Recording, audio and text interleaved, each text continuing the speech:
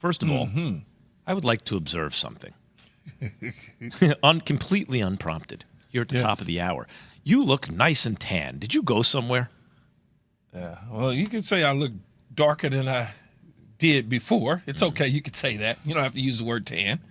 Or you could even use black. Yeah, tan would be the wrong word. Tan would mean you got lighter. And I get orange. Tan. I don't get orange. You get dark, right? Tan yeah. Being on vacation and sitting in the sun days after hours and days and hours and days, your tone is gonna change a little bit. And mine changed a lot. I got the shiny nose going, and but it was fun. It was you got a chance to get out there and vacation and hang out with the kiddies and jet ski and do some water sports and mess around with the pigs. Pigs? Swim with the pigs. Hold on. What you mean the pigs? What? Swim with the pigs, man. What?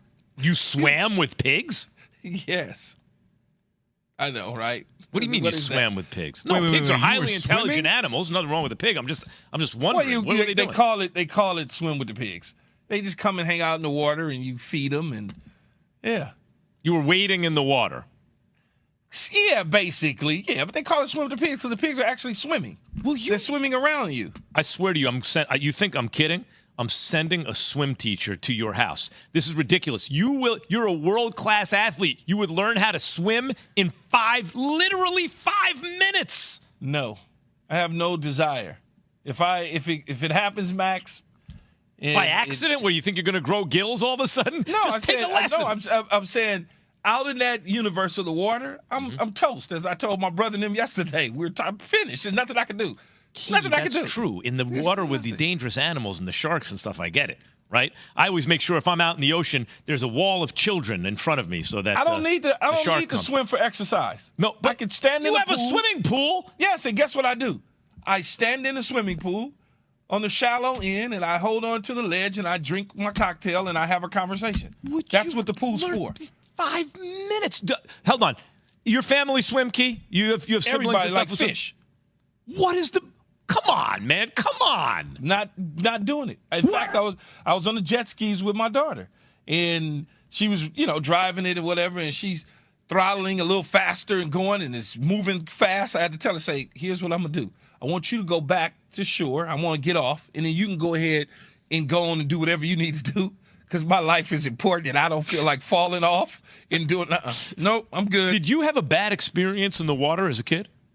No, I was just young. We didn't have a swimming pool growing up in the city. We just didn't naturally. But all your siblings, that didn't stop them. No, because I was young. I was the youngest, so they didn't want to take me to the neighborhood swimming pool had closed down or something right before you were born. No, it was there, but they didn't want to take me. They didn't want me tagging along because they wanted to just do their deal. And when you got a little snotty-nosed 7-year-old, 5-year-old running, take him and. No, bad little kid causing trouble running around. They're like, no, because we don't get a chance to go into the deep end. We got to pay attention to him. You know how that goes. It's fine, though. You know what, Key? We're going to get little floaties for you. We're going to put them on your arm. We're going to take you in the pool. How many floaties you got, bro? How many floaties? I don't have floaties. Yates wants to know. No, when I go to the pools, I'm standing in the shallowest end I possibly can stand in. I've had enough of this. I'm sending a swim teacher to your house. I don't care. She's going to scale the fence. All right. Keyshawn, J. Will, and Max is presented by Progressive Insurance. Meantime. I'm glad that you acknowledge the fact that I've, darkened up a little bit. Well, it's noticeable. By the way, you didn't mention I got a little tan. I got a little color yesterday. Yeah, you got a haircut.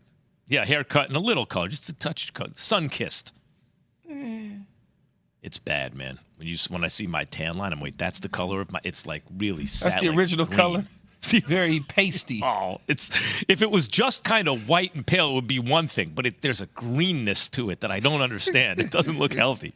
All right, Western Conference playoff picture set, Key. So the question is, how dangerous are the Lakers and the Warriors? Play-in tournament's going to feature 9-10 teams Wednesday on ESPN and ESPN Radio.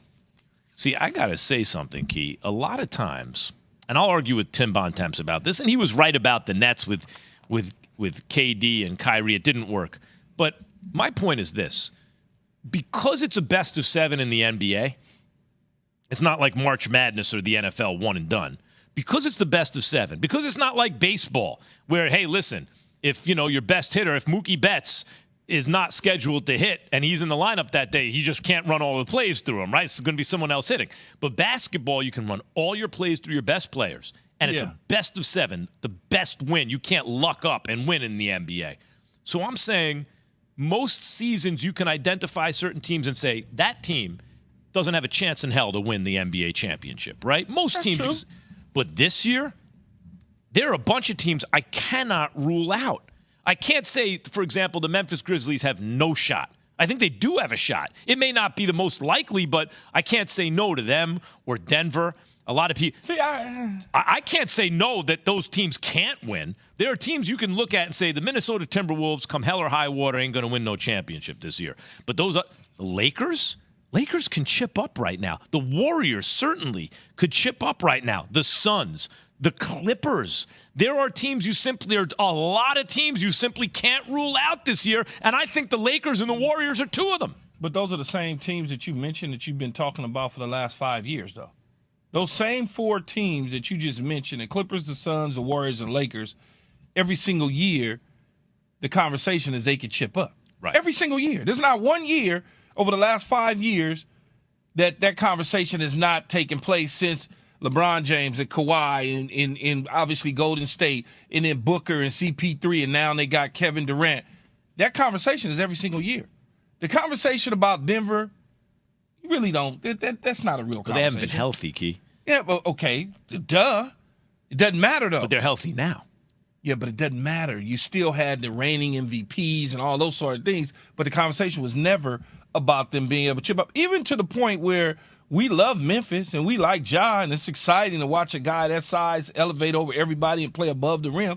But there's no real conversation. So is that really a commentary, Key, about what we think of their best player?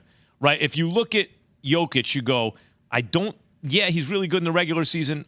I don't see him as finals MVP. If you look at Ja, you go, yeah, he's incredible, but he's still 6'3". The only guy like that, been a couple, like Isaiah did it once on a very deep team, did it twice.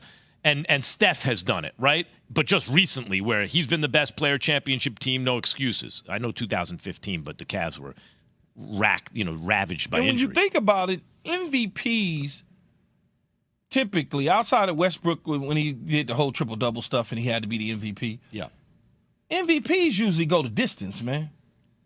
They usually go to distance. James Harden. Okay, so James Harden what year was that? Was that the year the CP3 got hurt and they had to? When they had no, that's a good point. Right, that team had no business hosting a Game 7. You're right. MVPs usually go to distance. They don't go home. It's they be the last 2 standing. In Jokic's defense, you should play some defense. But in Jokic's defense, he really had one shot. And he did not play very well. And that was in the bubble. And in the bubble, because Jamal Murray had lost his mind, shot the lights out. But Porter was this is the first time since Jokic hit that MVP level where Jamal Murray's healthy, Porter Jr.'s healthy, they're crewed up and ready to go. No excuses. This is the first time. Even in Yates, you can help me on this because I know you would love to chime in here. You just chomping at the bit. Is it chomping or champing? Champing. Even when Jokic in the regular season went up against frontline guys, like the top dudes at his position, his size, I don't know if he showed up the way you would want him to. That's just my observation. Now, I could be wrong. You might can go to the box and see, but from my eyes tells me he wasn't showing up like that. Ooh. Yates?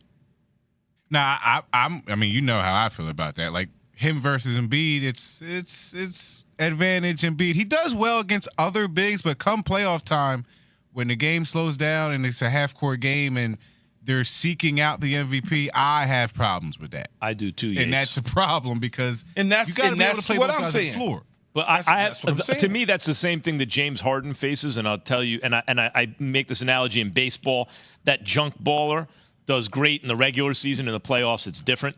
All that trickeration stuff, as Don King once said. Harden, you're going off the way past with James, though. You're going off but what I mean is there are guys, whenever I hear this from the analytics guys, well, he is athletic. He's really good at decelerating.